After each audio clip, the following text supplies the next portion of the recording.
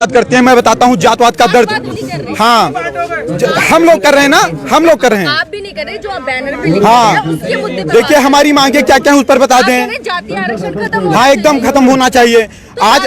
हाँ, बस एकदम उसी पर बता रहे हैं आपको, उसी पर बता रहे हैं। क्या टाइटल लगा, एक सेकंड हम बोलने दीजिए ना बीच में। क्या टाइटल लगाना जातवाद है? अगर टाइटल लगाना जातवाद है तो पासवान भी लगाते हैं, यादव भी लगाते हैं, वर्मा भी लगाते हैं, शर्मा भी लगाते हैं, तिवारी भी लगाते हैं, मिश्रा भी लगाते हैं, पाड़े भी लगाते हैं। ये जातवाद नहीं है। आज एक तरफ हमारा अगर निमंत्रण होता है, भोजन करने के लिए जाते हैं बफर सिस्टम में, भोजन किसने बनाया क्या पूछते हैं, हमारे बगल में किसने रोटी उठाई क्या पूछते हैं, हम साथ में भोजन करते हैं, किसी की जात नहीं पूछते। हम एक कॉलेज में जब, एक मिनट ध्यान से, जब हम कॉलेज में एडमिशन लेते हैं और किसी भी बच्चे से मित्रता करते हैं तो उसकी जात नहीं पूछते। एक चाय की दुकान पर जाते हैं, चाय वाले से चाय लेते हैं, उसकी जात नहीं पूछते। समोसे से समोसा लेते हैं, जात नहीं पूछते। सब्जी वाले से सब्जी लेते हैं, जात नहीं पूछते। लेकिन जब हम सरकारी काउंटर पर फार्म भरने जाते हैं तो हमारी जात पूछी जाती है। हम पाड़े हैं तो 500 देंगे और हम पासवान है तो 50 रुपया देंगे, फिर चाहे पापा देंगे, फिर चाहे पासवान रामविलास पासवान का लड़का हो और फिर पांडे चाहे मनरेगा में काम करने वाले का लड़का हो। जातवाद कौन कर रहा है? एक पूछना है तो पूछिए, आप पूछिए प्रश्न। क्या बेनिफिट होगा अगर ये खत्म हो जाएगा? देखिए बाबा साहब अंबेडकर ने कहा 10 साल के लिए रिजर्वेशन होना चाहिए। इस देश के चंद गद्दार नेता आज क्या कह रहे हैं कि आज 70 साल बाद बाबा साहब भी आ जाएंगे लेकिन आरक्षण नहीं खत्म होने देंगे। तो क्या वो बाबा साहब के सिद्धांत पर चल रहे हैं? कभी पाड़े, तिवारी, मिश्रा, ठाकुर साहब, अग्रवाल, बनिया को नहीं देखा होगा कि वह दलित समाज को जात के आधार पर गाली दे। आप मुझे बताइए, भारत समानता का अधिकार देता है सबको, फिर भी वो जात के आधार पर पंडित जी बभनवा ठकुरवा कह करके 500 गाली दे, उनके खिलाफ कोई कानून नहीं है। उनकी बकरी हमारे खेत में चली जाए, हमको डांट दे, जात सूचक शब्द के तहत जेल में हमको डलवा देंगे। ये हमारे साथ अन्याय है या न्याय है? अन्याय हमारे साथ कौन कर रहा है? आज कानून बनाए जाते हैं कि किसी दलित लड़की का आप गलत दृष्टि से पीछा करते हैं, किसी दलित लड़की का आप गलत दृष्टि से पीछा करते हैं तो आपके ऊपर कम से कम 1 लाख रुपए जुर्माना लगेगा, आपके ऊपर हर्जन एक्ट भी लगेगा। लड़की सामने जा रही है, हमें क्या पता कि वो दलित है कि सवर्ण है। दूसरी बात, अगर कोई सवर्ण लड़की का गलत दृष्टि से पीछा करता तो उसके खिलाफ ऐसा कानून क्यों नहीं होना चाहिए? ये भेदभाव हो रहा है कि नहीं हो रहा है? आज मैं स्वयं 8वीं क्लास में पढ़ता था, मैं 1.5 साल का था, तभी हमारे पिताजी खत्म हो गए थे। 300 रुपया फीस जमा करना था, गुरुजी ने कहा बेटा नहीं जमा करोगे नाम काट देंगे। हमें फीस जमा करना था। हमारी माताजी कर्जा रुपया लेकर के आई, जबकि हमारे मित्र राजेश आर्य थे जो कि 80 से आते थे, उनके पिताजी 500 रुपया दिए, उनका 200 पड़ा, हमारा 300 पड़ा। गुरुजी से मैंने कहा कि गुरुजी कर्जा मैं लेकर के आया हूँ, ब्याज पर मुझे रुपया देना पड़ेगा, 300 मुझसे क्यों लिया गया? उन्होंने बताया कि आप जनरल वर्ग से हो। मुझे पता नहीं था कि जनरल वर्ग क्या होता है। अब सोचिए आप, जातवाद की बीज कहां से पैदा हुई? हम उस आर्य के साथ बैठते थे, भोजन करते थे, खाना खाते थे, साथ में पढ़ने जाते थे। हमने जातवाद नहीं किया, लेकिन हम पाड़े थे इसलिए 300 रुपया लिया गया, हम ब्याज पर लेकर आए थे, भुखमरी के कगार पर थे, ये हमसे नहीं पूछा गया। जात के आधार पर तो शोषण हमारा हो रहा है 70 साल। आप बताइए, एक छोटी सी बात बताइएगा, भारत का संविधान कहता है, वहां देख के बोलो ना, भारत का संविधान कहता है कि अगर किसी का बाप 302 करेगा तो उसकी सजा उसके बाप को मिलेगी, बेटे को नहीं मिलेगी। सही कह रहा हूं, गलत कह रहा हूं? अगर मैं किसी का मर्डर करता हूं तो उसकी सजा मेरे भाई को मिलेगी या मुझे मिलेगी? किसे मिलेगी? मुझे मिलेगी ना। तो सोचिए, 1947 के पहले जो शोषण हुआ, ना शोषण करने वाले जिंदा हैं और जिनका शोषण हुआ ना वो जिंदा हैं। फिर उसका बदला 1999, 92 और 95 में पैदा होने वाले बच्चे से क्यों लिया जा रहा है? आज अगर 70 साल से सारे नेताओं के भाषण सुन लीजिए, क्या कहते हैं कि यह सरकार दलितों की है, पिछड़ों की है, शोषितों की है, वंचितों की है।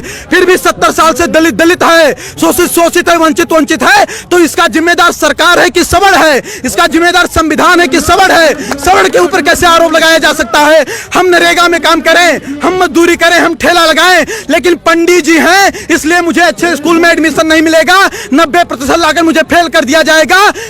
क्या मुझे इस देश में न्याय नहीं मिलना चाहिए? और अगर न्याय देने की क्षमता इस देश की सरकारें नहीं रखती हैं तो खुल करके कह दें कि आप इस देश के नागरिक नहीं हो, हमारे मताधिकार भी छीन लें। फिर क्यों कह रहे हैं, हमारे वोट क्यों ले रहे हैं वो लोग?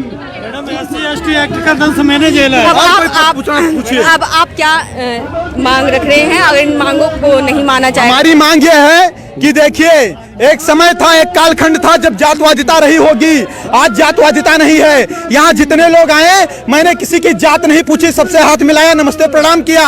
आज कोई ऐसा नहीं करता। अंतर्जातीय विवाह भी हो रहे हैं। अंतर्जातीय विवाह, आपको पता होगा कि भारत का संविधान कहता है कि 18 साल की लड़की हो जाएगी तो स्वेच्छा से शादी करने के लिए वह निर्णय ले सकती है कि नहीं है? तो अब शादी अंतरजातीय करना है कि जातीय करना है, वो लड़कियों के ऊपर निर्भर है। बाप उस पर दबाव नहीं बना सकता है, उस पर आप हम पर भी प्रेशर नहीं बना सकती हैं। और आपको बता दूं, अगर अंतरजातीय शादी करने से जातवाद खत्म होता तो अम्बेडकर की वाइफ भी ब्राह्मण थी, वो क्यों नहीं ब्राह्मण हो गए अम्बेडकर जी? वो दलित के दलित क्यों रह गए? रामविलास पासवान ब्राह्मण क्यों नहीं हो गए? वो दलित के दलित क्यों हैं? ये चंद लोग मलाई काट रहे हैं। आज गांव का गरीब दलित गोबर और मिट्टी में पड़ा है और दलित का मुद्दा उठाने वाले लोग मर्सिडीज से चल रहे हैं। उसके बाद उनका शोषण वो करते हैं। 22.5% दलितों का रिजर्वेशन, क्या उसमें कोई सवर जा सकता है? नहीं जा सकता। उसका लाभ कौन ले रहा है? दलित ही तो ले रहा है। अगर कहीं पर आरक्षित सीट आती है तो वहां चुनाव कौन लड़ेगा? दलित ही तो लड़ेगा, सवर तो लड़ नहीं पाएगा। फिर उनका अधिकार कौन खा रहा है? 56,000 करोड़ अनुसूचित जात के लिए और 39,000 करोड़ अनुसूचित जनजात के लिए ये जात के आधार पर बजट है। अगर जात के आधार पर ये बजट आए तो उन्हीं के जात के लोग खाए कि हम लोग खा लिए? फिर आरोप हमारे ऊपर कैसे लगाया जा रहा है कि हम उनका शोषण कर रहे हैं? ठीक है, और कोई बात हो तो बताइए। हम ये बताना चाहते हैं, देखिए हमारी सरकार से, देखिए हम इस देश के नागरिक हैं। हमने कभी तोड़ फोड़ नहीं किया, हमने कभी किसी का विरोध नहीं किया। हमने, एक सेकंड बोलने नहीं दीजिए ना, 1 मिनट रुक जाइए, 1 मिनट रुक जाइए, कुछ बोलने दीजिए ना। हमने कभी सरकार के खिलाफ आवाज नहीं उठाई, हमने कभी तोड़ फोड़ नहीं किया, हमने बस नहीं चलाए, हमने ट्रेन नहीं फूकी। हमारी मांग हमेशा शांति से रही है। बाप दादा देश के लिए, धर्म के लिए लड़ते लड़ते मर गए, उनके बच्चे आज सिस्टम से लड़ करके मर रहे हैं। 2 लाख ब्राह्मणों के जनेऊ तोड़वा दिए गए, गर्दनें कटवा दी गई। 12-12 साल के राजपूत बच्चे, उनकी माएं तिलक लगा करके युद्ध क्षेत्र में भेज देती थी, तब हमारा धर्म बचा। हम देश और धर्म के लिए लड़ते लड़ते मर गए, हमारे बाप दादा मर गए, आज हम सिस्टम से लड़कर मर रहे हैं। क्या इसीलिए लड़कर मरे थे? हमारी मांग है कि राष्ट्रीय स्वर्ण आयोग का गठन हो, सभी में गरीबी होती है, जात के आधार पर आरक्षण न होकर आर्थिक आधार पर दीजिए, और SC/ST एक्ट में जांच की व्यवस्था हो। क्योंकि अगर हमें अधिकार नहीं है जात सूचक शब्द के तहत किसी दलित को गाली देने की, तो किसी दलित को भी अधिकार नहीं होना चाहिए कि जात सूचक शब्द के तहत हमें गाली दें। बार बार कहते हैं 5000 वर्ष से शोषण किए हो, तुम यूरेशिया से आए हो, यूरेशिया चले जाओ। क्या इनके बाप का देश है? अगर इनके बाप का देश है तो मंगल पांडे जब गोली चला रहे थे तब कहां चले गए थे लोग? कहां चले गए थे लोग? सपोर्ट कर दिया, आना नहीं पड़ता यहाँ। और कोई बात होगी तो बताइएगा, हम अपने मुद्दे पर तटस्थ हैं, और अगर कहीं किसी को समस्या होगी तुरंत बताइए। तो आपने देखा यहाँ पर जो है आरक्षण जो है जातिगत आरक्षण नहीं होना चाहिए, यहाँ पे मांग की जा रही है। नई दिल्ली के जंतर मंतर पर तमाम लोग आकर के यही कह रहे हैं कि जातिगत आरक्षण नहीं होना चाहिए, और SC/ST एक्ट जो लगाया गया है, जो बनाया गया है, इसमें सुधार होना चाहिए। क्यों है कि इन सब चीज़ों को जो है सरकार इस पे सुनवाई करे, इस पे संज्ञान ले, जो ये मांग रहे हैं। और जेठेरी जी जो है रामलीला मैदान में, उनका आमरण अनशन चलता रहेगा। जो इनकी मांगे हैं वह पूरी होनी चाहिए। इन्हीं मांगों के